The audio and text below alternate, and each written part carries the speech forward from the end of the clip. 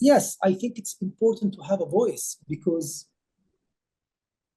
in the end, all these regimes, they will not last. And I believe art lasts, really lasts. Then in the end, it's all these people are changing, but all these ideas that we are talking about now, this is really what will remain.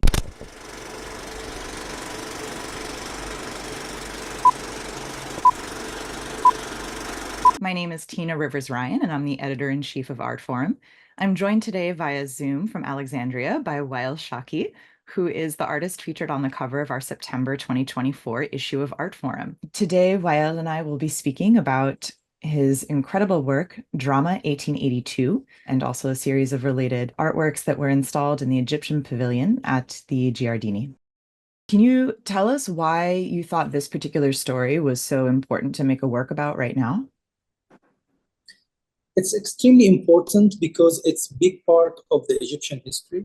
And the idea that all these political changes that happened in Egypt, it's also affected all the entire area, all the region.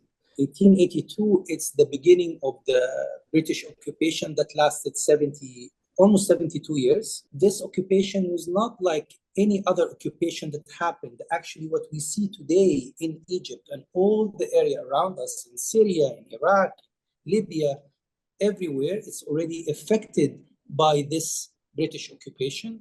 And I found that it's like a turning point in the Egyptian history and also in all the Middle East. So I prefer always to go back with like history, like over 100 years, 200 years ago, like what I did with Cabaret Crusades, for example. It was more important for me to go 1,000 years ago, not to try to show that what happened before is similar to what is happening today, but more to see the reasons to why it's happening today this way, that there are origins for this. And actually, that's the main reason.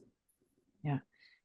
There is a review of your 2019 show at Listen Gallery in Artforum where the author mentioned that your art makes room for magic, faith, and strangeness, offering us possibilities we couldn't imagine, we couldn't otherwise imagine. I guess I wanted to talk a little bit more about your relationship to these stories from the past and the role that this sort of strangeness has for you.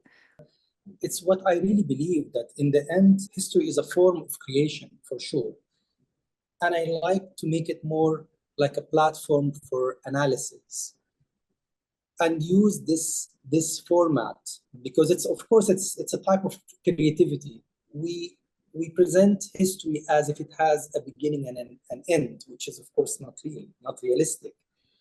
And that's why I like the idea to present it as a cabaret, to stage history, to make it more focusing on this idea about how to retell this history in a different way.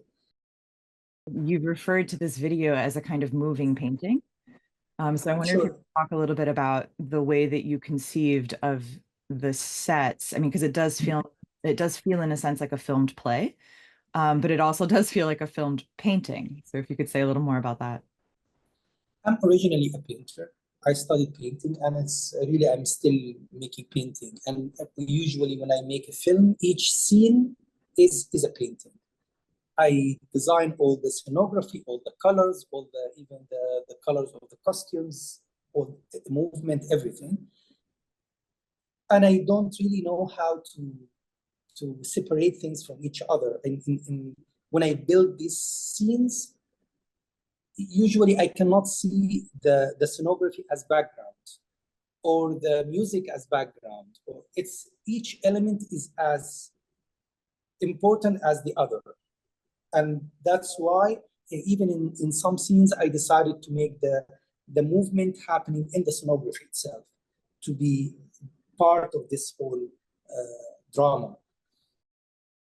One of the most distinctive elements of Drama 1882 is the movement of the actors and of the sets who have this kind of swaying motion, which I think complicates our sense of the agency or interiority, because they're not really emoting as they would in a sort of naturalistic drama, right? They do seem to be sort of carried about by these currents, which I think taps into this larger sense of what your work is about, right? Which is the way in which we are sort of caught up as individuals within these larger historical and structural frameworks. So I was still in this process, making the script, but at the same time, I was starting to feel the type of music and movement with the story already.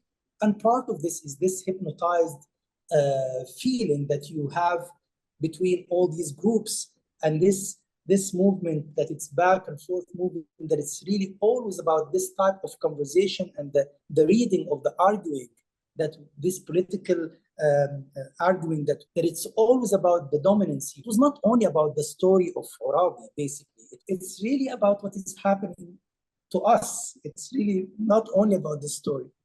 Since you spoke a little bit about music, can we talk more about your use of music? And we can start maybe with the decision to have the singers sing in classical Arabic. I feel that you can reach certain meanings with the classical words that you cannot reach it really easily with other words in slang, for example. Yes, I know that maybe the viewer didn't know this about the classical Arabic, but I felt in the end that the energy of this language arrives. I remember in 2004, I premiered a film called The Cave in Istanbul, Bayania. And it was just me walking in a supermarket, reciting from memory one surah, chapter from Quran, and it's all in classical Arabic. But I've seen this, the energy that comes from this language to the viewer, even if they don't understand, but there is sort of musicality there. I don't know, the energy of each letter is really can reach, and I think if it's reaching me that well, I believe it reaches also the viewer somehow. No, I mean, I think that's right. You use the word hypnotizing to describe the movement of the sets, and I think also the movement of the people, but also the movement of the sound. It really all came together in a really beautiful way. It was amazing experience for me, honestly. Amazing experience, because I for a long time I did not make project in Egypt, and now I made project in my city, Alexandria. I work with very, very, very talented people. All these people who worked with me in this film, starting from the team of writing until the production team, until we went to the choreography and all the filming crew, all of this, they're all coming from Egypt, most of them coming from Alexandria.